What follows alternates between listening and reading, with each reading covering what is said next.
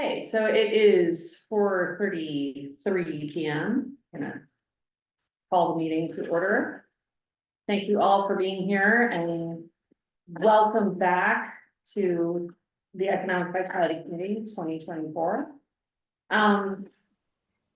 We actually don't have minutes yet from our last meeting, so we're gonna do that next time. We have a couple of things to get through today. Hi, Steve. Hi. See you, welcome. Glad you're here. I wanna dive in actually kind of right up front. We're lucky to have Joe Colombo with us here today to give us a little update on what's going on with DEI and inclusivity work that's happening with tourism and commerce. So Joe, would you like to, can you come up here so the folks on the remote can see you? Thanks for being here. Well, my colleague Andrea Fonserrata, she'd be here as well. Oh, but do you want to wait a few minutes? No, she got called, she had to go to Texas for a family thing, so. Oh, so okay. I'm Okay. Speaking on behalf of both of us, Andrea and I are the two co-chairs of the DEI commission, so I'm Joe Colombo. Can everybody online hear Joe okay? Yes? Okay. Okay, kind of, okay, yeah. Are we using these or not? It's the speaker in the middle. All Yeah. right, thank you. I don't know everyone here, so it'd be great if I could meet you. I know Mark. Yes. Nice to see you. Mimi, I know. Jen, I know, but I haven't met you two. Jen. I'm Ross. I'm new to the committee. Nice to meet What's your business? you. Yeah, so I work in strategy consulting for Accenture. So bring a business background, went to Bentley, grew up in Harvard, Mass, moved to Concord a year and a half ago with my now wife. Enjoying the community quite a bit, so wanted to get back and join this committee. Kale Anderson. Yeah, I know your name, but I haven't. Yeah, been here as long, maybe longer than Columbus. Yeah. We're friends, buddy. I don't know. Do we wanna, I own Midwalker Volunteer. That's right, that's right. and then maybe we'll go online, Steve, you know Steve? Members? I know Steve, yeah. Yeah. Jan, do you wanna introduce yourself real quick? Sure. Sorry that I have to be. Oh, I know in a Jan. You know situation. Jan. But Sorry, I'm Jan, doing not to her disturb you. We don't- really well for a long time. Jan I hired drove me when I was decades. like 16 or. Oh, okay, all right. And I take it you know Marie? But I'm delighted to know he's there. It's great. I'm gonna mute now. Okay, Tiffany, why don't you introduce yourself? Hi, I'm also fairly new to Concord. I only moved here about a year and a half ago after living in the Bay Area for 30 years. I lived in San Francisco, and I work for a data analytics company that's headquartered in Southern California, and I head up the company's DEI work. So very excited for the presentation today. And I've only been on the committee a few months. Where is it located? Where's the home base of that company? It's in Irvine, California. So Yeah, I used to live in Long Beach, that's why I'm asking, sorry. okay. Yeah, okay, thank you. And do you know Jen McGonigal? Jen, why don't you introduce yourself real quick? Yes, hi, I'm Jen McGonigal. I've lived in Concord for 25 years, I think, which is crazy, and I own a gift store in West Concord called Joy Street Life and Home. Oh, And we're kind of like an upscale gift boutique. Yeah. Let's see. Well, it would be helpful if you gave me sort of a sense of what would you'd like to know. I mean, I can talk about just what we're doing this year, but I know there's maybe some specific questions about economic vitality and how it relates to it. What would be helpful? Mimi, do you want to kind of give an intro? You know, I think we were specifically interested in Andrea's business program. Yeah. But maybe just sort of some of the other work that you guys Sure. are doing to boost travel and tourism. Okay. I mean, the overall goal of the DEI Commission is to try to make Concord be more welcoming and inclusive in all aspects. And because we're a place that had lots of visitors, we think about that. This is one significant thing. This year, we have an action plan that has 6 strategy areas. And I'll just highlight a couple of them. And one of them is some work with the chamber. So Andrea Fonserrata, my co-chair, she's been working with the chamber and with the town to develop a very simple online training program that every business, specifically shops, could allow their staff to get trained in sort of a very sort of overview of diversity, equity, and inclusion issues that would be helpful to any employee in any store or anyone who interfaces with the public. And then after that online training, they're working with the town to have a town sponsor, so you get like a sticker that you put in your window, and they have some slogan, which I do not know, that it's like, we're an inclusive, welcome to Concord, or everyone's welcome in Concord, or something like that. The stage at which they're at in that program is they're developing the scripts. And once the scripts are finished, then they record it, and then it becomes an online course that folks can take at any time. And then we up to and my understanding from talking to Andre today, that in talking to Marie, when as soon as Andrea says it's ready, then Marie would send it out as offerings to the stores to have their employees take it. That's the basics of what I know about it, but I can answer specific questions. So, from a compliance perspective, is this better framed as an awareness or is it actual training? Because when I think of training, I think of certification, sort of competency issues as to who is training, whether, so if you think about some of the larger retail establishments, they have corporate DEI training. Yep. And how does the Concord, which I'm gonna call awareness, fit with that more legally driven compliance? Yeah. So I would ask, Yeah, two maybe things. think about training, if it really is training or really, if I'm just obsessing over training via certification. Cause I'd hate to have someone walk in and confuse the two. Well, Andrea can probably speak to it better than I can, but that's her business, that's her work, she does training for Amazon, Netflix, that's what she does. So the component she's putting together is kind of based on whatever best practices is in the industry right now. And I think that it's fine to have to discuss that. I think that's the question with Marie, is this training? I don't think it's compliance, because no one's forcing you to comply, it's an awareness, like you said. So that if I'm a shop owner in business that I may not be connected to any corporate entity, I don't have the ability to pull together training for my staff, but I want them to be welcoming and inclusive, this is something I can participate in voluntarily. I guess my question would be, if the policy and guidelines were not followed, is there? That would be up to the shopkeeper to work with their staff. I mean, to me, this is like the way I understand it, this is like a free, like, hey, how helpful offering, if you're interested, town's offering for It's you. not like a government certified Yeah. stamp thing, it's just And if I was a shop owner and I had an employee that was not being welcoming, that'd be something I would deal with the employee. Sure. I'm not getting sound very good. I don't know whether microphone placement's a factor or not. but we could pull that a little closer. Careful, we don't unplug it. Hi, this is Ramon. Sorry, can I just clarify one thing?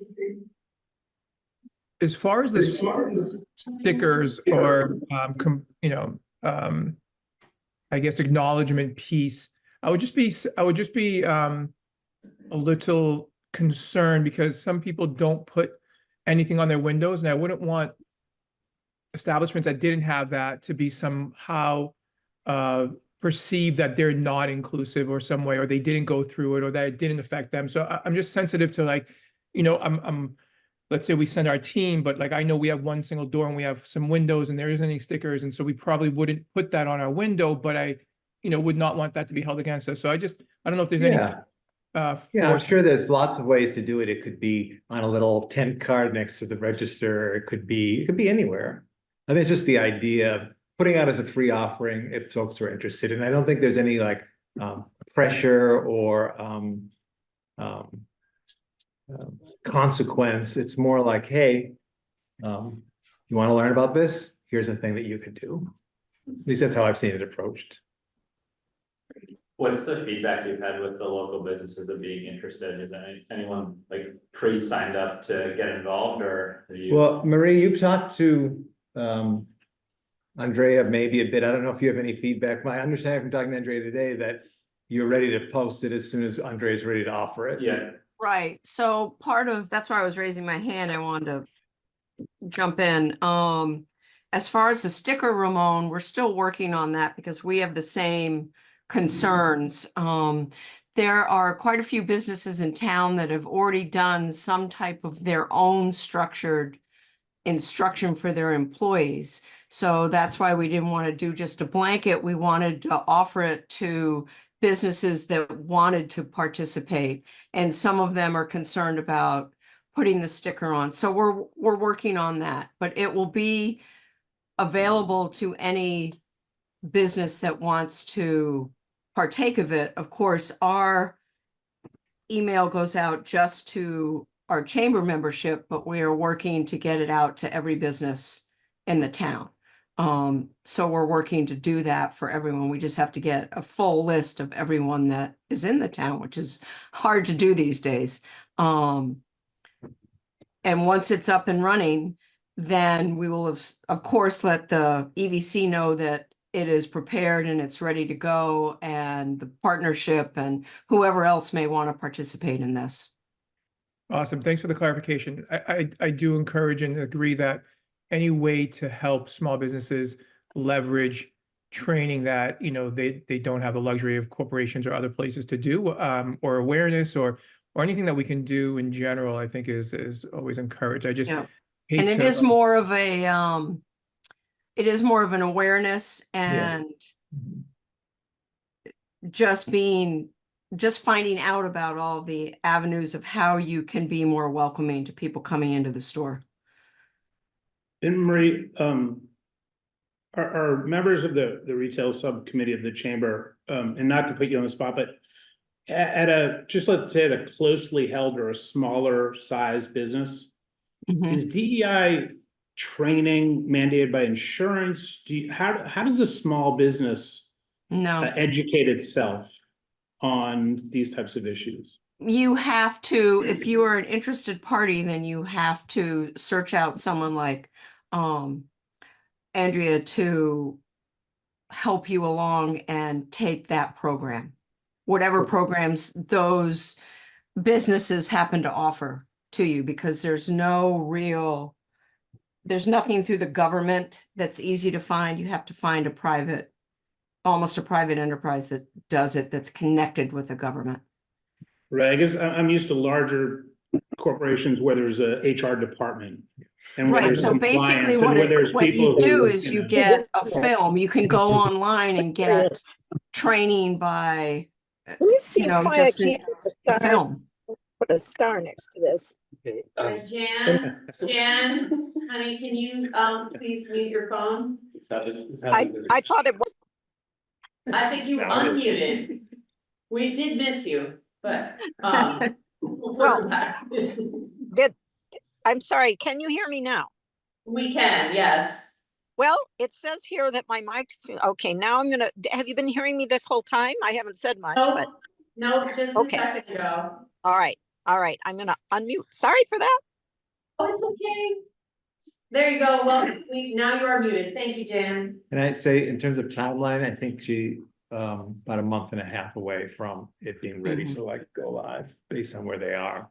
I And their think it's script a writing. fantastic initiative, you know, it's, like Ramon said, any help for small business is a step in the right direction, and I think it dovetails really nicely with the initiative that Mimi's doing in the sort of age-friendly awareness building and helpful tips and things like that, so.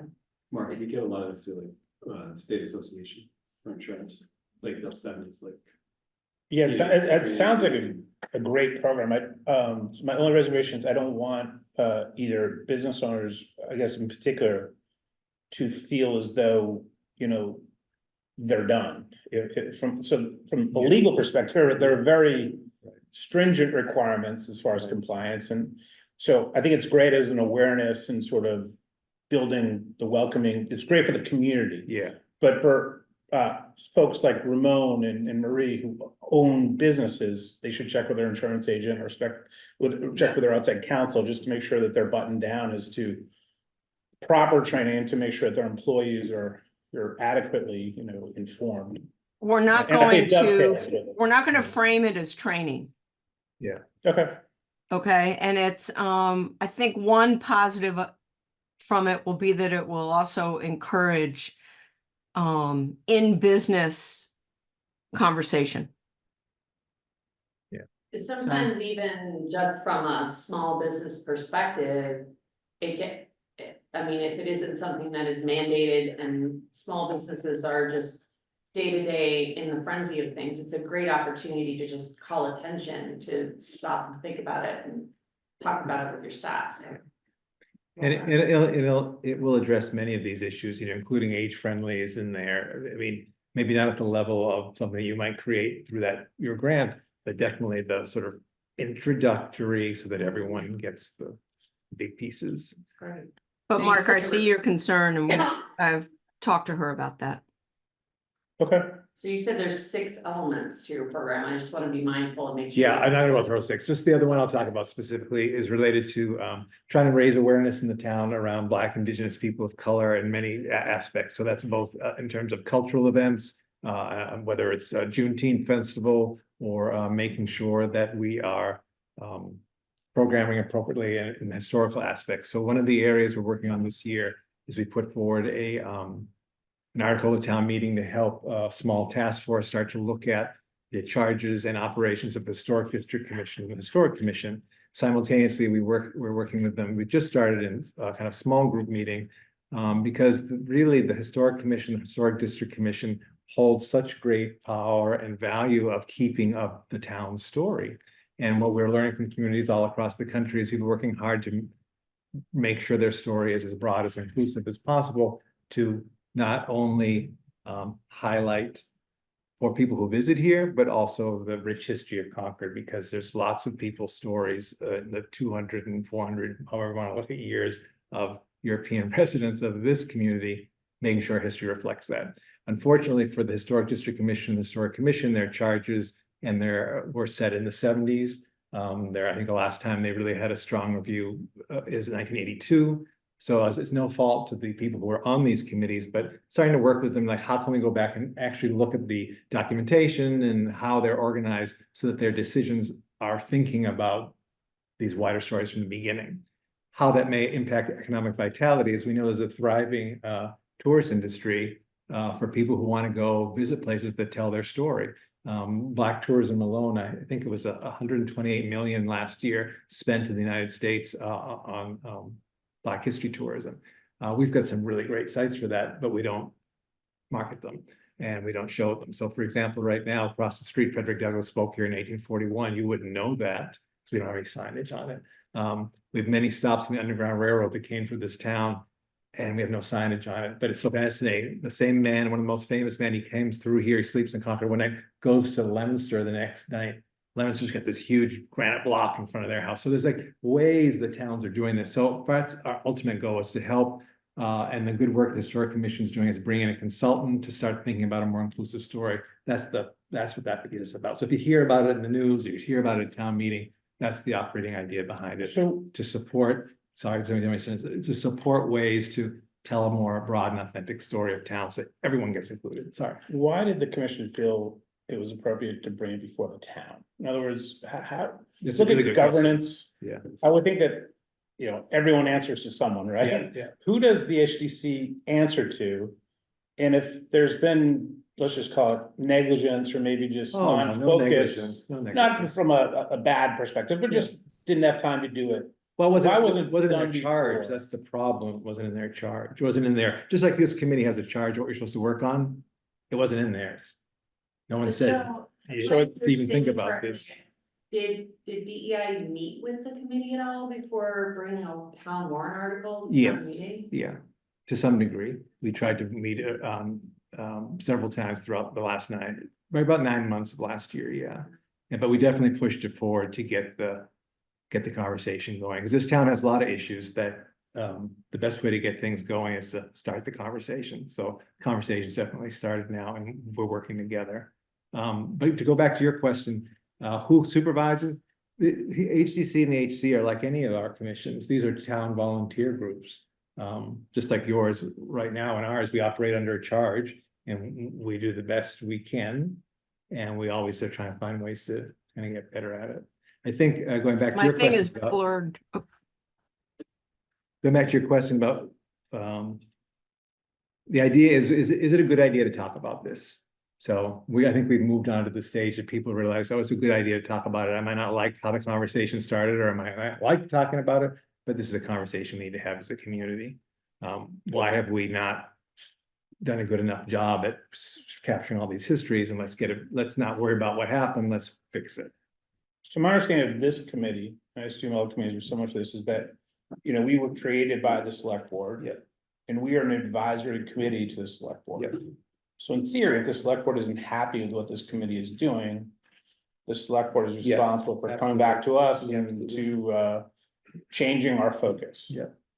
Is the HDC a similar type of advisory committee? It is, but also has some statute, specific Mass State statute when it was set up in 1959, 1960. So they have some different rules, but ultimately they answer to the town manager and the select board. It's my understanding. I'm no expert.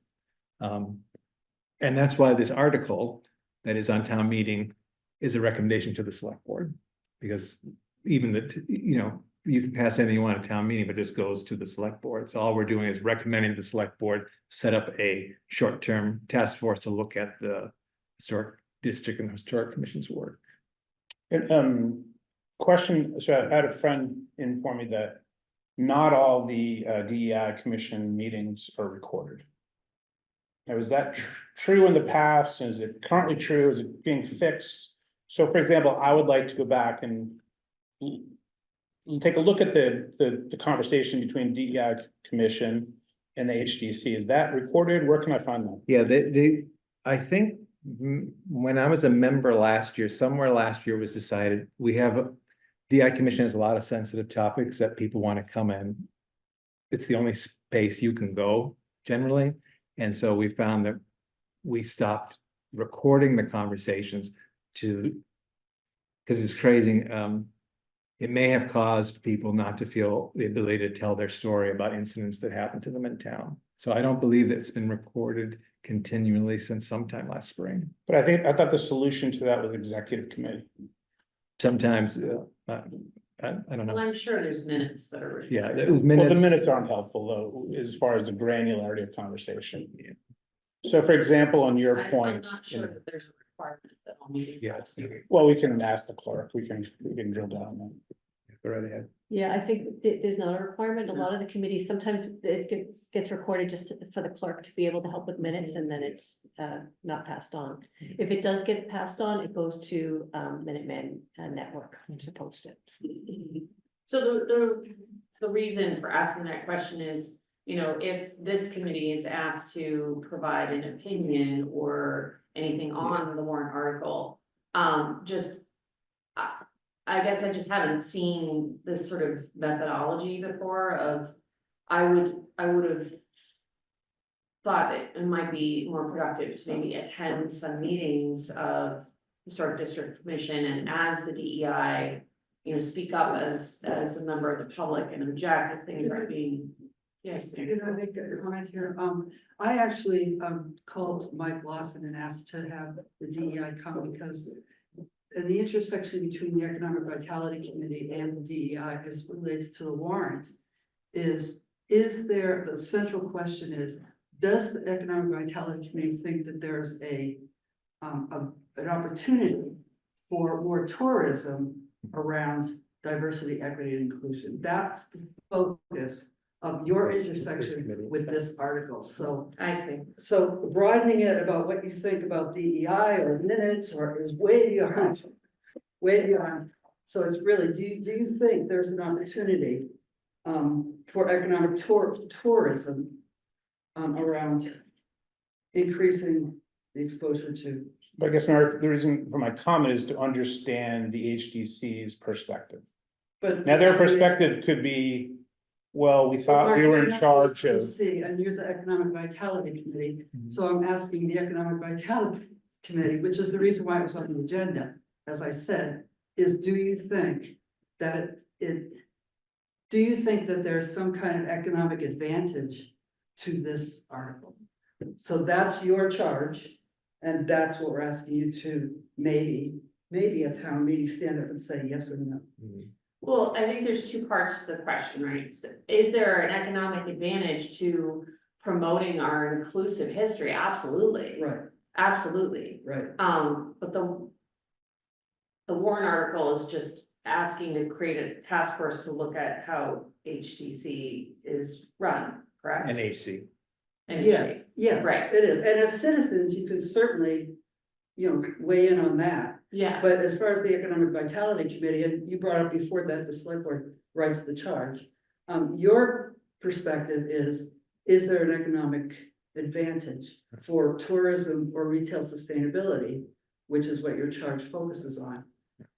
And I'd be happy Relative to to answer the any charge. questions on So that. I'm trying to get you to focus on that. Yeah. And, oh, my apologies, I was just looking technically at how the warrant article is phrased, which is so. asking to establish. Yeah, and I'm a little bit task force. concerned about questions about the Historic District Commission because I think you're getting a little bit away from your charge in this room.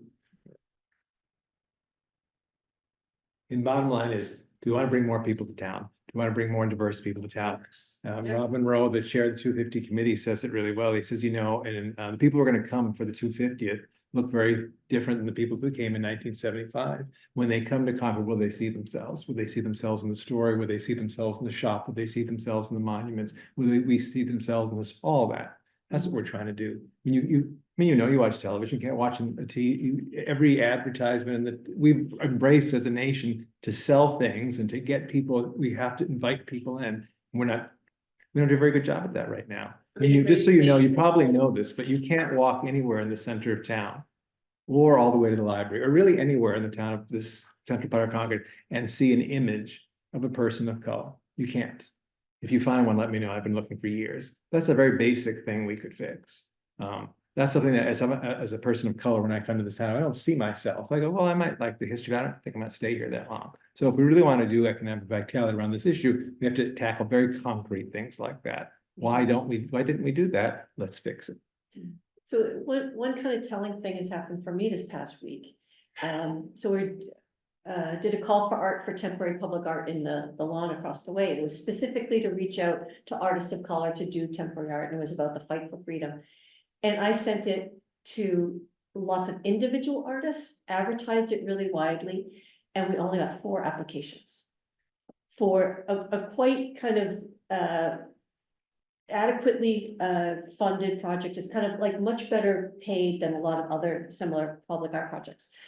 So when I reached out to individual people who normally respond to these types of things, and everybody I've asked, I'm like, why didn't you even apply? And they said they didn't think they'd fit in here. Oh, wow. Oh, yeah. That they're like, I didn't think this was a place that I would get a reception for their type of work.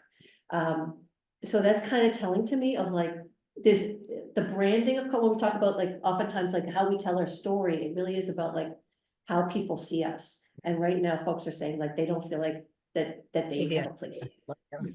And this is for just a temporary art. So when we think a little bit about recruiting retail businesses, when we think about recruiting entrepreneurs that, folks say like, oh, they want to have different types of restaurants. It's like, I think a little bit about like when Elmer, who's doing Bandoleros, came here and presented to the select board and was almost misty saying like, I'm so glad I could kind of make it here in Concord. Like he's kind of on the forefront, but I think he's not really seeing like, oh, there's other entrepreneurs like me coming in. And often immigrants are like the folks that are most likely to be entrepreneurs in terms of the small kind of storefronts that we're sort of looking for ones to be more active rather than just the real estate agencies and the banks. Like we're wanting things that are going to have that level of vibrancy. So that was troubling to me, realizing that's why people didn't respond. That's all.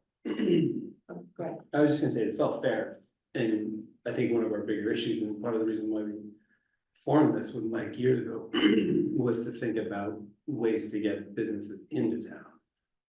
And to drive revenue to the town, and one of the problems that we have downtown is the cost of rent, right? Like, it's a huge deterrent to what anyone coming into this town can do outside of a real estate agency or large corporation, and that's part of why, we got bounced out of where Cafe Nero is, right? Like, we weren't gonna pay the $60 a foot. Yeah. The Cafe Nero was signing up to pay for the next 30 years. Right? It's hard to, it's great work, but it's really hard to be able to bring someone into Main Street who can afford to sit there. That's a huge part of the problem. Right, so it's like, we're trying to drive revenue as the EBC and be more welcoming to any type of business that comes into town, right? And I think that's one of our major issues, so Yeah. it's. But then coming full circle, I think, you know, even taking some steps to be welcoming to the people that are visiting town is great. And certainly I would warmly welcome a collaboration with DEI on how economic vitality can help you in that respect. You know, we are working on several programs where we can be more mindful of messaging and things like that. Yeah. Quick question, is there data we can find as to towns who didn't have a robust program, who adopted a robust program and their tourism increased? Oh, yeah. I'm One of the sure. things that we try to do, I think, or we should do on this committee is to use data Yeah. to address issues. And I think much like solar and some other initiatives, we know it's the right thing to do, but the argument's much easier and more powerful with data. Yeah. So I don't know if Belmont or Cambridge or Brookline, but where can you point us to leverage Well, that? I don't have the data off the top of my head, but I can point you to towns that are doing stuff that we're not. So for example, Lexington, you can drive through the center of Lexington on Black History Month and they'll line every post in the center of town with a picture of a Black Lexingtonian from their history, something concrete like that. They're unveiling a statue to women in a few months in the center of Lexington. Arlington's just recently placed a monument to memorialize the enslaved of Arlington. They just did that. Cambridge is renaming several streets in the town, or double naming them in both the Algonquian indigenous language and the English language. That was a little town out in Western Mass, Florence, Math, now has a Black History Trail. Great Barrington, another example, Sheffield, another example. So they're Some of the happening. Stuff you're describing is kind of classic placemaking, Yeah. which are like low-cost efforts that actually have a catalytic effect. So like these types of efforts don't cost a lot, Yeah. but change the perception and change the environment that we're working in, and then lead to the next part. So like going back to other examples, like New Bedford's another one Yeah. that's really leaning into its Black history as a way of making it a real tourist destination. But like all the things that you described are like cheap money Yep. for like major impact. Yeah. And it Like- feels a little like if there's ways in which we can say yes to some of the stuff that Yeah. does ripple forward. And we think, especially in the center of town, HDC is such an important partner to get some of those things through. Once this becomes part of the work they do, it should be much easier. And when someone says, let's put up the sign for Frederick Douglass's speech, it's gonna go through a lot easier than, Yeah. you know, Do you normally. have any idea what's happening with the signs? I thought there was a decision that they'd be covered until the Yeah, yeah. conversation. But you can speak better than I, you want me to go ahead, or? I mean, it's up to the town manager, the town manager's determined they're coming down, I think they're waiting for the ground to be appropriate. That's my Oh, understanding. they're coming down, okay, I thought You you were. voted to take them down. Oh, The great, HDC approved it. We had to get the approval from Mass DOT. See if they wanted the signs back, and they don't. It's in process. So they'll probably go in a museum and great, be thanks, properly that's interpreted. good to know, okay. You look like you're about to have a really good I'm just president. saying. Oh, sorry, sorry. I won't take too much of your time. I'm happy to answer any questions. Yeah. It's a lot of work ahead. We appreciate it, and we'll keep coming back. Let us know any questions anytime you have. Please come Good to work. these meetings anytime, we're really interested in hearing what you're doing. Thank you. Just me as much people, but. I meant your group, yeah, thank you. All right, great. I just wanted to say one quick thing, if I might. I'm sorry, I'm on the phone, so I didn't have my hand raised feature, but I love this whole conversation. I think it's really important. I think that what Mimi was just talking about is so important. The only caveat that I have is that I would hate for people to think that we are doing this so that we have better economic vitality in Concord, that we're doing it because it's the right thing. And oh, by the way, as a byproduct, it is economic vitality. So I love the fact that a moment ago, Jen said anything we can do to help rather than that this effort would help our economic vitality. I don't know if that makes any sense to anybody. I don't know if anybody else worries about that at all, but I definitely feel that it's just the right thing to do. And that's our motivation. And if we have better economic vitality, that's a wonderful byproduct of doing the right thing. That's just a small thought that's been in the back of my mind throughout this whole conversation. So that's it. Thanks, Jen, good point. Okay, next up, do we have a presentation from 2229 Main Street? Well, actually, I'm Rich Feely. I'm a Hi. member of the 2229 Main Task Force. I don't have a slideshow. That's okay. I will spare you that. And I actually came to get your input, but I guess I need to give a little background to do that. We had a good conversation with Mimi, or my colleague Gary Lyman did. But people said you ought to talk to the whole committee. So let me start by asking, does everybody know what 2229 Main is? I think so. Is there anyone here? We have a couple of new members that might benefit Yeah. from a quick. Okay, it is a 40-acre Superfund site on Main Street, just before you get to the Acton Maynard border. It was for many years, its biggest product was spent uranium tank ammunition. So it has pollutants both from the radioactive uranium and from solvents that were used in the process. The history now goes back over 20 years. It's in the middle of a major cleanup paid for by EPA, with the biggest responsible parties being the Department of Energy and the Army, because the company that made this stuff is now bankrupt. The plan is, after spending about $250 million, the site, which is 40 some acres, of which between 20 and 25 is developable, will be cleaned up to what's called a residential standard. And that means as long as you don't dig a foundation more than 10 feet deep, you will be able to build housing that will not have exposure levels beyond what EPA believes is safe for housing. That means removing a lot of the soil. There are already intercept wells in place to keep the plume of underground contaminants from going under the Assabet and into the Acton well field. And they will be in the process of essentially putting a liner around the pit in which the prior users chucked most of their really pleasant garbage.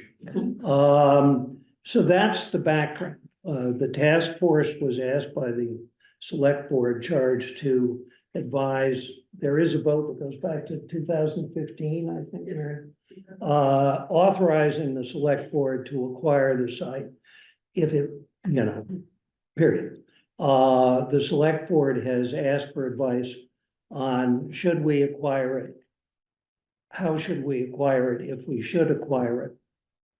And what should we do with it if it is acquired? I'm paraphrasing here.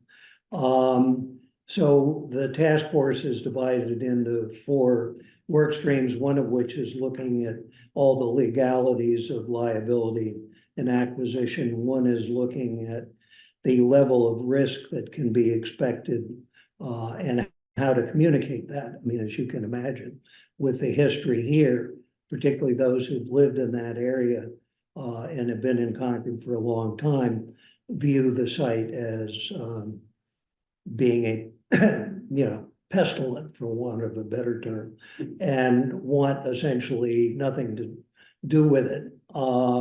But, both the science and attitudes are evolving. And so we're also looking at what would the potential uses be. There was a prior task force that had some creative ideas. And if the town were to acquire it, what are the costs to the town of making it available for the various possible uses? So we've now talked to, I think, every potentially interested town department, including Mimi. But we came to you because we wanted to know what you think would make sense out there. And I'll tell you what we're hearing from the development community. We're hearing, yeah, we'd love a chance to build housing in Concord. Surprise anybody? No. You know, and I'd say that the committee of the task force has not taken no position on that. My personal position is I'd like it, I think, as a housing advocate, but that's not my position here. And if there is housing, it has to be multi-income. You're not going to build just low-income housing. But there's definitely interest in housing. There's interest in solar and battery storage. There is interest from the recreation department. I know their recreation strategic plan. I looked for it online. I couldn't find it. Mary, I think it's not out yet. I have seen input for that plan that actually uses the whole developable area of the site for everything from a dog park to a large indoor recreation facility to a cricket pitch. So we've heard that request. We've talked to the Department of Public Works. What we're not hearing, and maybe I will hear something different from you people, is much interest in retail or office in our talking to developers. The general view is that it's sort of off the beaten path for those uses, and things that are going to happen are going to, if they happen, are going to happen closer to Route 2. So that's kind of a summary of what we've heard, and I'd like to stop talking and hear from you what your thoughts are. I mean, it's not often that the town could potentially acquire 20 plus acres. What the cost would be, we don't know. There's already a $1 million town lien for back taxes. But what it would actually cost, we don't know.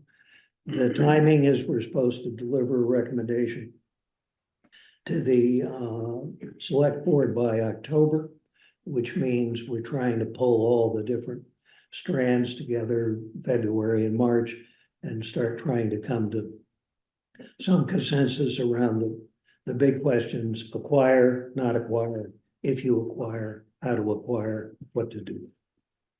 So back to you, Liz. How's it zoned? Pardon? What's the zoning in that area? At the moment, it's industrial, which is what it was. Because even if you go back before the spent ammunition, spent uranium plant, it was industrial for other purposes. There is conservation land around the edge that's within that plot. I can't tell you how that's zoned, but it is currently essentially unused. And it, how's your committee go about getting a price? I mean, there must be a range of price, right? That's not our job, actually. That one of the things that's very clear is that we're not negotiating a deal. What we're saying to the select board is, for these reasons, we think it would be a good idea to acquire it. And here is a path or multiple paths to acquisition with the steps and the uncertainties that go with that. But we're not in the business of, talking to EPA or the state or the Army. We are talking to them to get input, but we're not negotiating with them. So no, there's no price on the table at the moment. And But a fair question, but not something we're dealing with. given this must have happened all over the country, what do other towns do with this? What are these facilities? Everything from putting a fence around it to building housing. There's a full range right here in Massachusetts. That's one of the things we're doing, not my work stream, but another work stream, is talking to a whole bunch of towns that have been offered the opportunity to buy former Superfund or brownfield sites. And have they taken that opportunity? If not, why not? If so, what were the issues in acquiring? So we want to give the select board that information, but we're not saying, you shouldn't pay more than $5 million or 10 million or whatever for the site. What has been that sort of liability versus risk analysis so far? Well, I don't think I can summarize it very easily because the legal work stream is still very much in the middle of it, and working with town council, the select board authorized some money for town council to work with them. I mean, about the only thing I would say is if the cleanup goes according to plan, then you would have a site that would meet the residential treatment standard, which currently exists with EPA for the pollutants we know about. You know, is there something there that nobody thought to look for? Possibly, but we don't know. So is it treated to a standard where it could accommodate, for example, a hotel? Or would that require a deeper foundation? Potentially it could. The issue if you have to go deeper than 10 feet, but you know, there are ways in which you could do that. Even if you had to go deeper than 10 feet, it would make the construction more expensive. We did talk about that, not with a hotel, but you know, what if we put wind turbines there and how deep you have to go with the footings? I would say it's probably a technical soluble problem if that was where there was private sector interest. Steve, you have a question, go ahead. I was on the committee a number of years ago, and I know early on, a number of people in the business community seemed to think that would be a great place to expand a commercial and industrial base in town, as there aren't many other options. I think that most of the potential participants in that got leery of the liability. And I just wondered where that stands now in terms of the risk of somebody starting a project there. Well, I can tell you what we've heard from one big housing developer, which is we are, you know, we have acquired some of these sites and we, you know, are prepared to deal with the liability.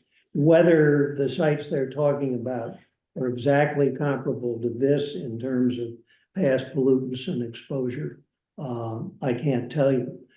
We've not heard from developers much interest in commercial out there. Industrial, I understand, we haven't actually. Industrial is kind of a hard one to do because, you know, how do you know what, you know, if they're not here already, how do you know what industries to go to? But if people have ideas, we certainly can take those into consideration. So on that note, does the town have a right of first refusal? What is the town's relationship contractually?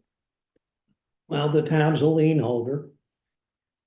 And in general, EPA and Superfund will, you know, allow a town. I think first refusal is probably a legally technical term that doesn't apply, but they usually will go to the town first and say, do you want it? Let me ask a different question. Does the town have the ability to have conversations or engage brokers to start talking about private-public partnerships and really getting, you know, almost requests for proposals? Or is it not, would that be something the town can't do from a contractual perspective?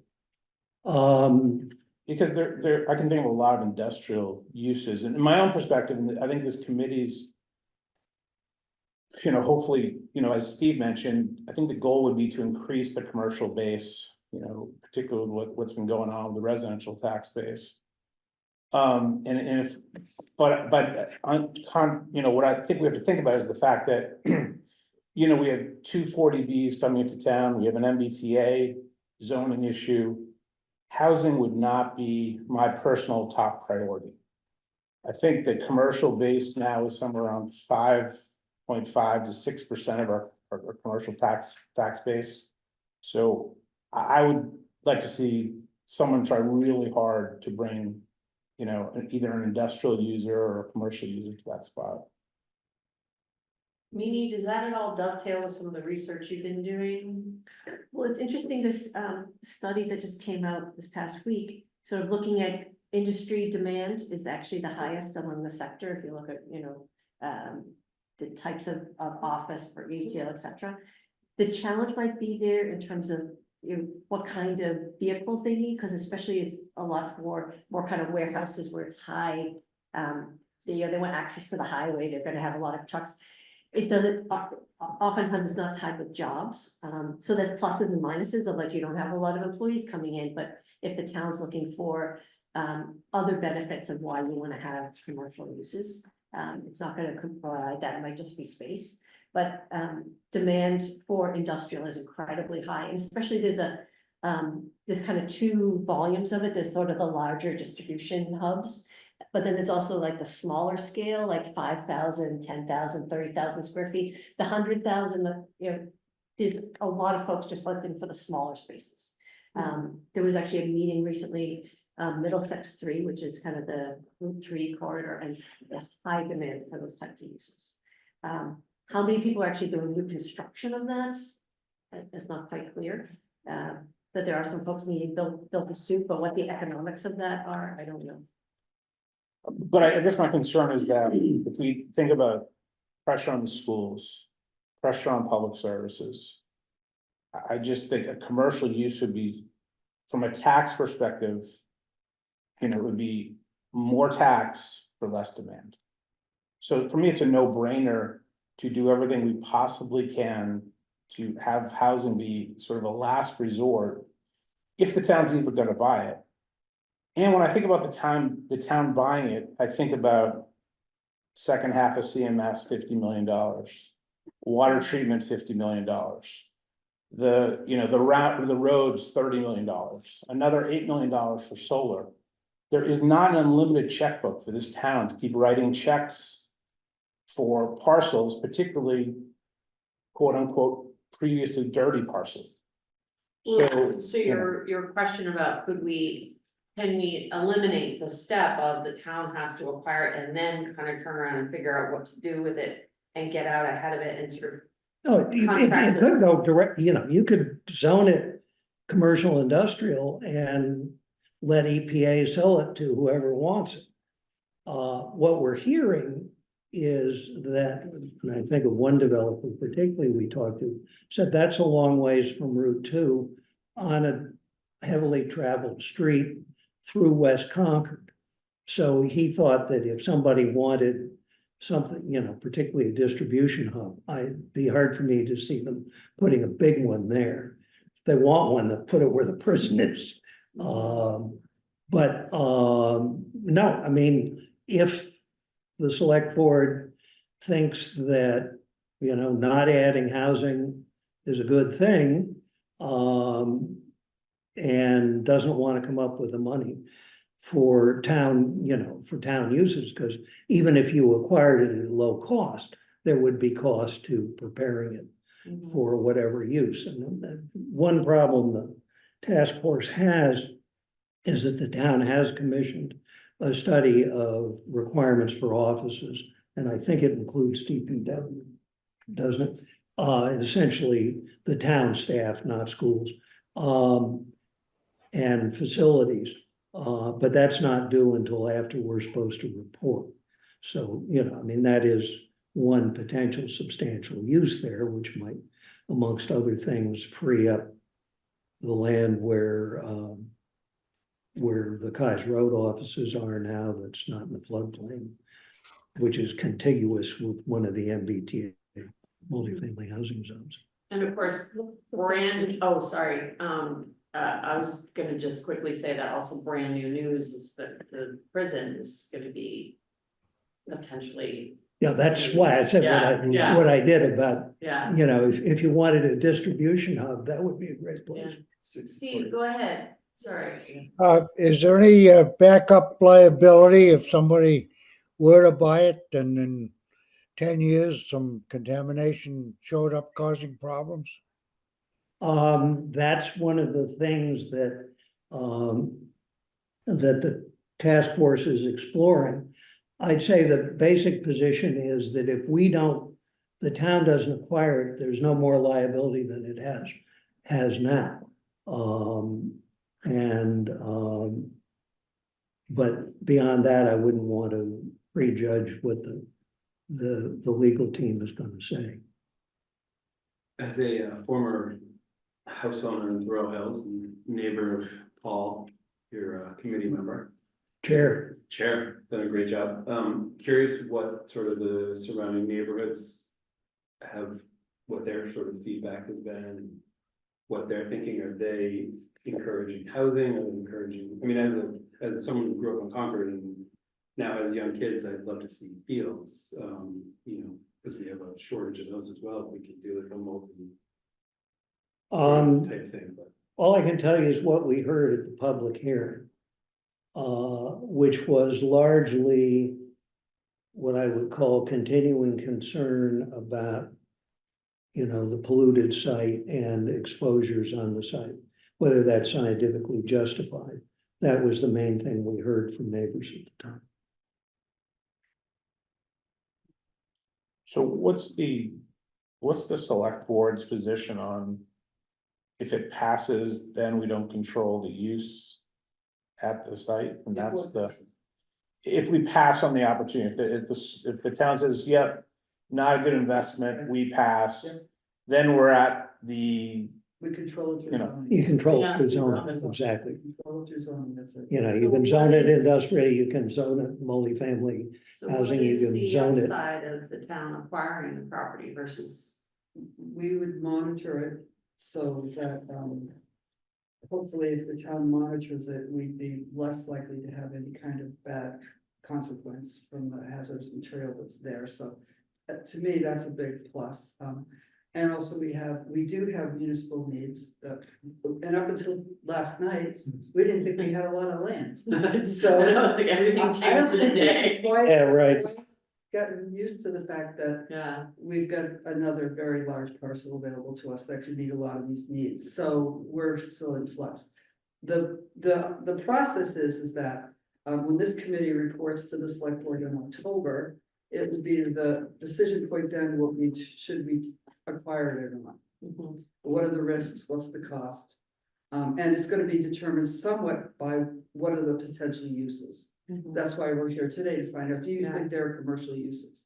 So that's a piece, but that will be that step will happen sometime in October for us to determine, should we acquire it? We're already authorized to acquire it by town meeting, should we exercise that? And then after that, we'll have to take another closer look at, if we decide to move forward with purchasing it, how do we want to use it? And if not, if we don't purchase it, how do we want to zone it? So that's the process.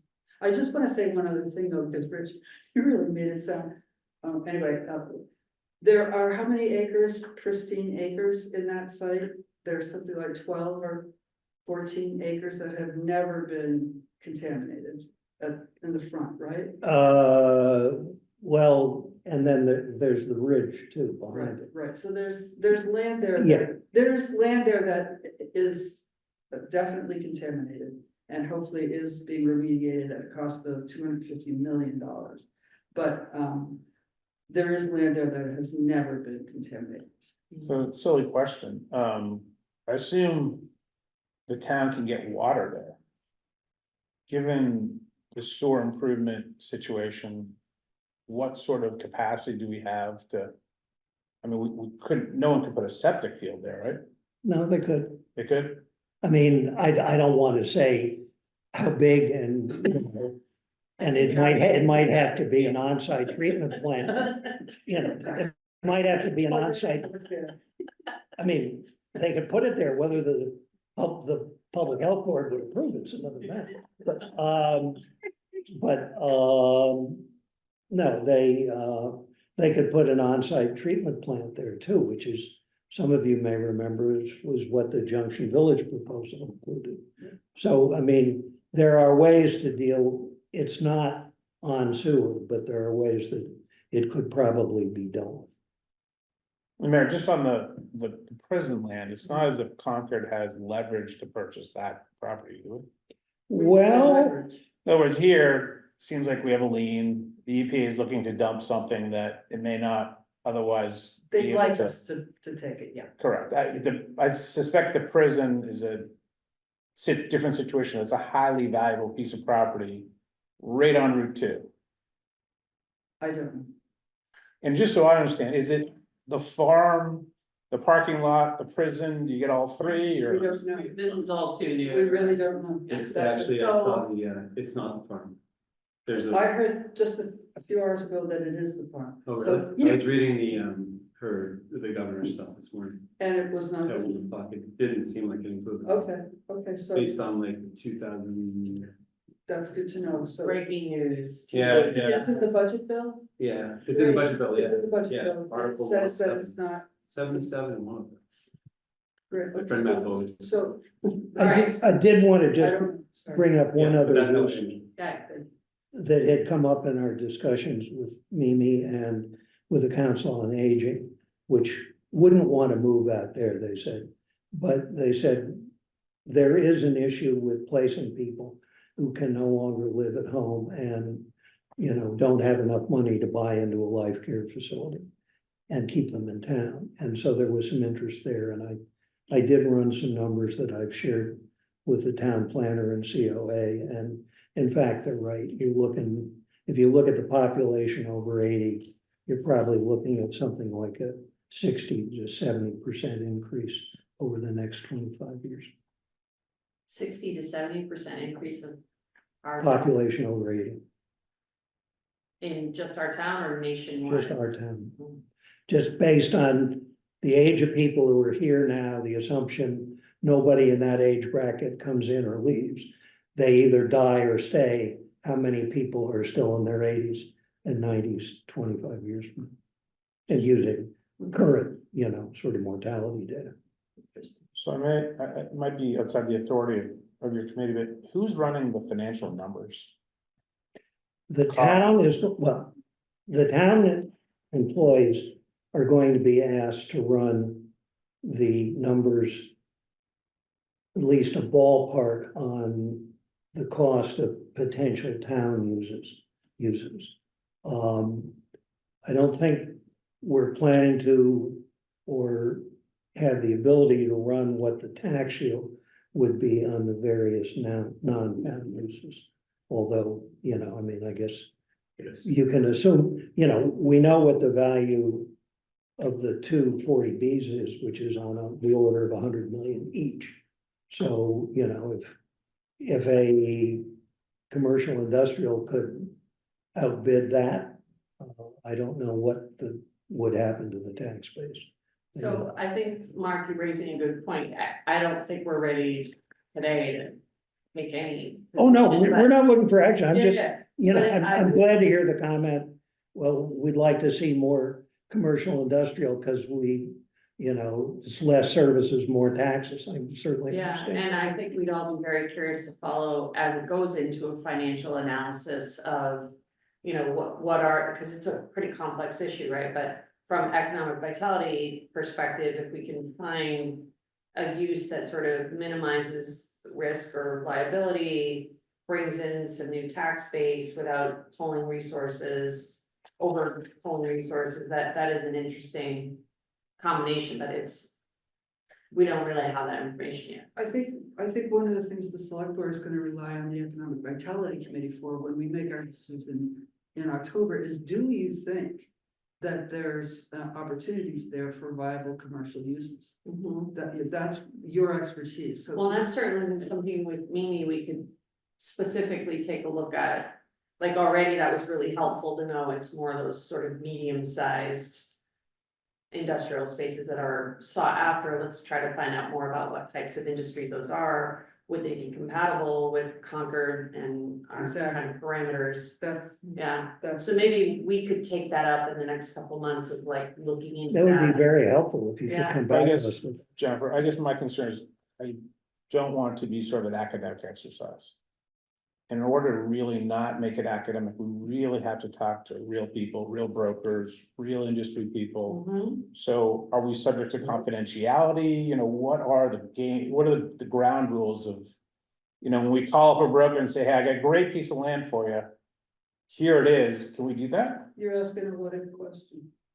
You know, it's not, I don't, I don't see a problem with confidentiality. I mean, This you're, is also, it's not like we've got a space for them to move in. This is like, is unbelievably conceptual. Anybody that's in the market right now is not interested in this parcel. They're like, I'm looking for something soon. Yeah, no, you're not gonna have a building on this till 2030 at the earliest. I almost go backwards, if we can get to a cost of what we think it'll cost the town to buy it, then you try to put together what the revenue side of it would look like, whether it be tax base.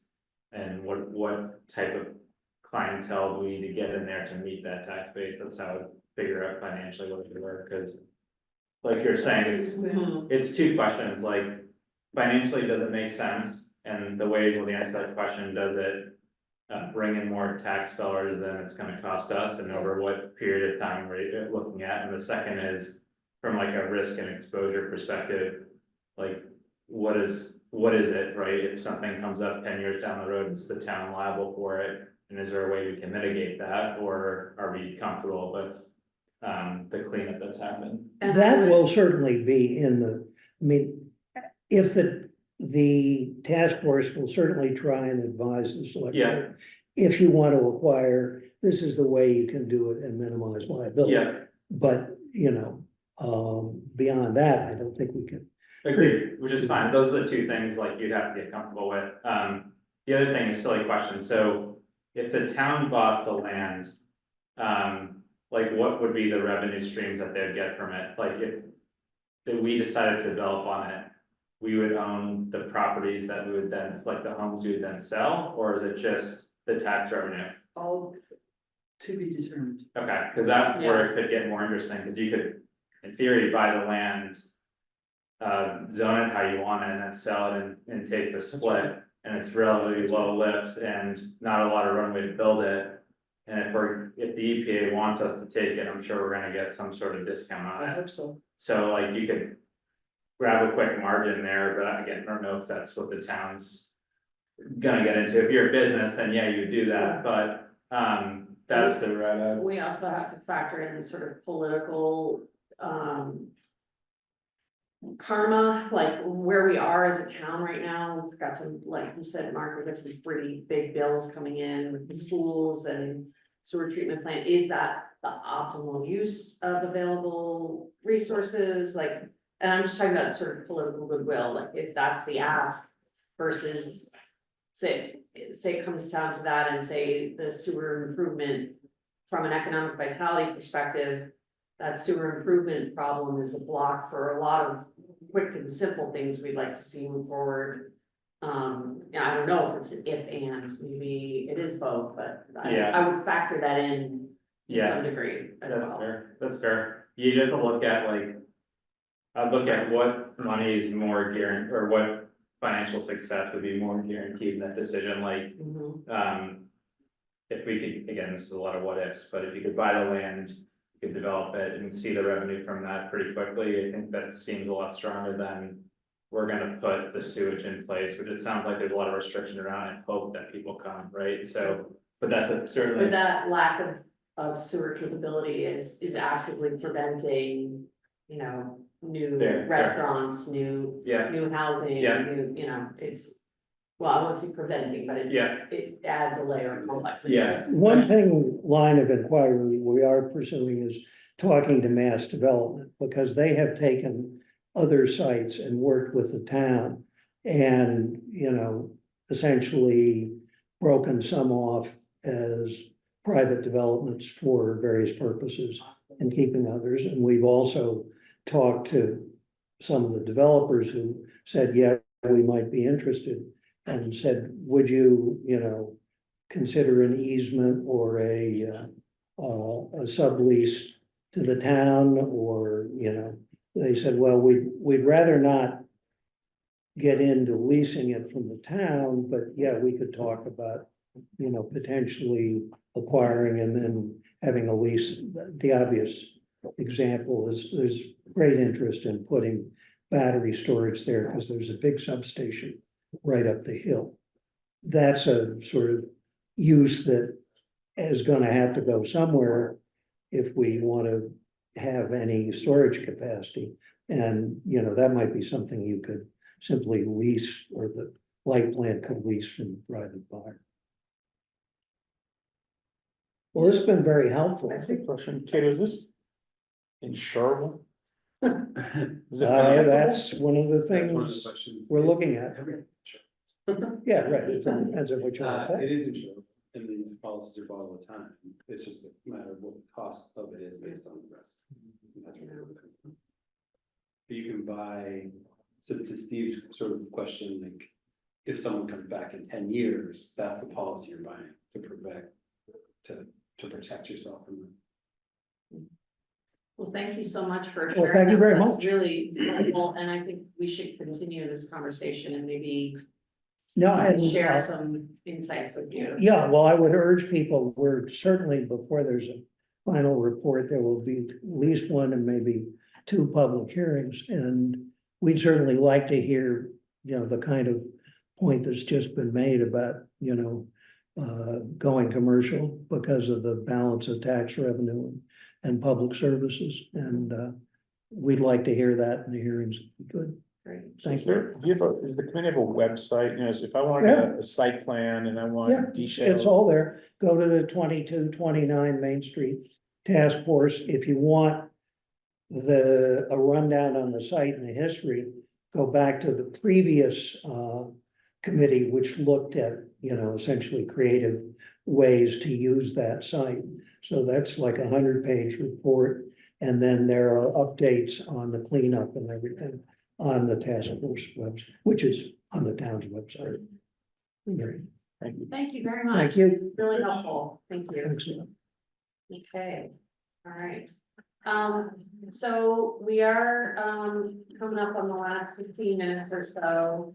I think I had sent everyone, a framework for strategy for moving forward, but Mike isn't here tonight, and given that he's gonna be chairing this committee moving forward, I think I might wanna just ask people to take a look at this between this meeting and next time. Did you get this PowerPoint slide that was sent out with the? Do you have an extra copy? Yeah. Thank you. Anybody else? Yeah, sure. So basically, sorry, it printed out very tiny. My midlife eyes are not happy with that. But let's just ask people to put some thought into this between now and next time. I don't wanna make big decisions on how we're moving forward without Mike here, because he's gonna be leading that charge. But instead, I just wanna take a couple minutes and take a look at, the town warrant, process is well underway.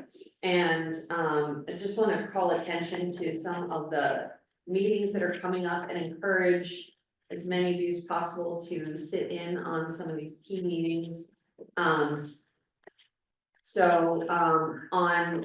February 26th, there'll be a select board meeting where the warrants will be discussed. There's a finance committee meeting on March 7th. Planning board's meeting is on March 12th. And then there's two more finance committee meetings on March 19 and 21. It's a little bit early days yet. I think there's something like 53 articles. And so, from, Mike's, last, sitting in on the chair's breakfast, it sounds like, of course, MBTA overlay article is gonna be one of high interest, so it'll probably get moved up to the first part of the meeting. That's one that we should probably, as a committee, have a position on. We've discussed it a few times, but we should work on a position for that. That'll be at the planning board hearing too. Oh, great, okay, so that'll be The hearing. Right. March 12th. Okay, great. Does anybody have any preliminary thoughts about, it's a little bit early for us to be kind of putting any stakes in the ground at this point, but any early thoughts on the warrant process? No. I've got my eye on next year's town meeting. I'm already thinking 2025. For us to keep our eye on parking changes that the planning board, because I realized we started thinking we were too late. And that's gonna have a major impact on the retail districts that we care about. So things, they're basically looking at changing the whole table of uses and the parking requirements for individuals, but they're also looking even more globally about changing regulations about shared parking and payments in lieu of parking and things like that. So that's gonna be something to really keep our eyes on and be involved consistently through this coming year to be part of those conversations. Okay. The other one you brought up last meeting or 2 meetings ago was the change in zoning over on Lake Domino. I think we talked about that for the industrial/retail with the brewery. Yeah, and that was one that the planning board said they didn't want to take up. They felt like they had too many things for this go around. So if you do want to advance, so that was to allow retail as an accessory use in an industrial area, which is often common in sort of maker Yeah. spaces. So this was to allow a brewery, which wasn't going to be able to move forward for other reasons. Right. But it just brought up that that's a common thing and we're not allowing it. I like that though. I think that- Yeah. I mean, wouldn't that, I mean, given that we've lost so many restaurants. I'm sure we can put a concrete slab, build some nice restaurants at 229 Main Street. They're doing that in real lots of. I know the Dollar Union Chinese looking for a small space. The breweries one I hear a lot amongst people. Yeah. Yes. But that accessory use would be really important to be able to sell from the brewery. Yeah, Yeah. Well, Didn't you this one have was- somebody from this the one was- brewery that was? Yeah, the limits in Concord is the water and sewer, because anything over 1,000 gallons. Denied automatically, and a brewery is 4,000 gallons a day, which Yeah. basically it's sewer busting. I meet with somebody else for another brewery that was coming tomorrow. I'm gonna hear their story. I'm not quite sure what. is there a way they can do the sewer a different way? So I don't know, like, if that's a limitation, so. The prison has a sewer. Yeah. Well, that's, great. yeah, that's. So did that free us up with I a mean, lot come of, on, a beer called Maybe. Prison Break would be great. yeah, yeah. The prison has a. 'Cause there's your update. That's the best thing about it. Yeah. I would love at our next meeting, our February meeting, I would love Yeah, to try to understand what some of the opportunities are with this news that's breaking, right?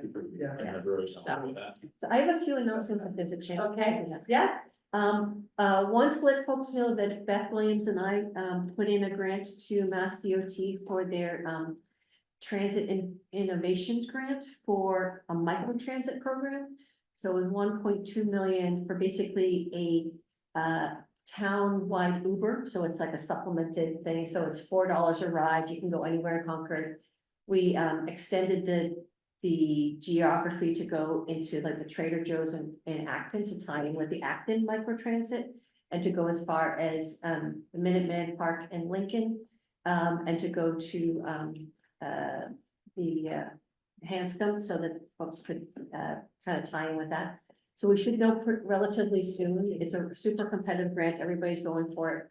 But we felt like it was important to put our hats in the ring. So that was for 2 years. Is that through Uber actually, or is there like a different app they use? So there's a couple different companies in Massachusetts. Yeah. Via is one. Yeah, So right now Newton's got a similar program, Salem and Plymouth. yeah, And there are communities that are kind of straddling tourist use and residential Yeah. uses. So it would supplement what's available for like the Concord, the Council on Aging. yeah, yeah, So we had some conversations about sharing vehicles. yeah, The proposal for this is vans, all electric, that at least one would be available with handicapped access. yeah, yeah, And the idea is that it's really about gonna have like the main commercial center. yeah. But it would be available for anybody Yeah. townwide. It doesn't matter what your use is. Yeah, it'd be definitely good for the older population, especially if like getting groceries and stuff like that, make it easier for folks who can't drive or don't have that accessible to them. Yeah, especially if the COA vans aren't available on weekends. So Yeah, it's like going to church, family party. Yeah, yeah. Forget about it. What was the name of the company? And it also expands for the disabled community, because right now the Yes. COA vans, if you're over 60, you're the only ones eligible, so. Yeah. Yeah, if you're handicapped, it's just the ride, which is pretty. Yeah, limited. yeah. Maybe what's the name of the company you said? We worked with VIA, Via. to help kind of price out and the actual mechanics, but it would have to go out to bid, so it'd be Yeah, open to any of the just curious. companies, but we were kind of modeling on what they're doing. So maybe will the trolley be back? No, because there's not funds, right now, there's no funds to do any of this local transit, so this was one that we looked at as an alternative. One of the challenges with the trolley is it didn't have very high ridership. So this would have a lot of metrics. Part of the challenge of why the trolley didn't do well is it didn't go frequently enough, and it wasn't on demand, and this is on demand, you literally, same like Uber, you're picking up in your app. And it would also be, people could call on the phone, and it would be set up so that we have a phone, this is all, like, if we get the money. We'd have a phone at the visitor center and one in West Concord, so if your phone doesn't, if your mobile You can't phone. get signal. You can't get a signal, you'll still be able to access to it. Or if people don't have a smartphone, or they speak another language, or they're confused, or whatever the thing is. So we tried to make it as accessible as possible. Is the grant for the startup cost, or is it subsidizing like the copper trip too? Both. So we were projecting that it would be $4 a ride Yeah. for most people, $2 for low income and seniors, Yeah. and maybe like do some voucher programs. So we were Yeah. we had some revenue connected with it. Yeah, And again, it's modeled a lot on what's been workable in other communities. yes, okay, And we were projecting launching to be about 100 riders a day, to get to a peak of 300 riders a day. got it, And what's good about this is unlike the trolley, where it's like, the trolley's going, whether it's an empty trolley or not. yeah, This, because it's smaller vehicles, we can ramp up and down based on seasonality, what trends it will be much more limber to be able to respond. So that means we can save money if we don't need all 4 vehicles, or we can add more. So what we're really liking is the flexibility, because it is so changeable here, just with Yeah. the 250. Sure. and there are revenue potentials from it, so if there's enough demand, the town in theory could scale or adjust pricing or do whatever they want, okay, Yep. cool. Yeah, so if they can handle Salem on Halloween, they can handle it. A Congrats on couple other getting that thing in. is, unfortunately, March 6th, which is when there's gonna be the joint Economic Vitality Committee and Planning Board meeting, is the same night as the public art presentation for the proposals that are for here. So that one's gonna be recorded. So I don't know if that's gonna have an impact. I'll have to be here for that meeting, but just passing that on to folks. And the information about the industrial uses that I mentioned was the assessors meeting had this really great presentation, so we're looking at real estate trends. I will send to Jen to send it to the rest of the committee, but folks can also just look at the assessors meeting where it's actually the full presentation, to look at the information connected with that. Great. Thank you. Any other thoughts, comments, ideas before we wrap it up for today? No? Okay, can I have a motion to adjourn? No, no. Yes. Okay. We'll have to be roll call because we're on video as well. Jen from Joy Street. Yes, we adjourn. Marie, Yes. Dan, Yes. Ramon, Yes. Tiffany, Yes. and I guess we'll do roll call. Mark? Yes. Yes. Yes. Rob? Yes. Okay, great. Thanks, everybody. Have a great night. See you next time. Adjourned. Thank you. Steve, get to. Thank you. Oh, Bye-bye. Steve, can we go Bye. home? Hi, okay, thanks. Thank All right. you. Bye-bye. 5:57 PM. All right.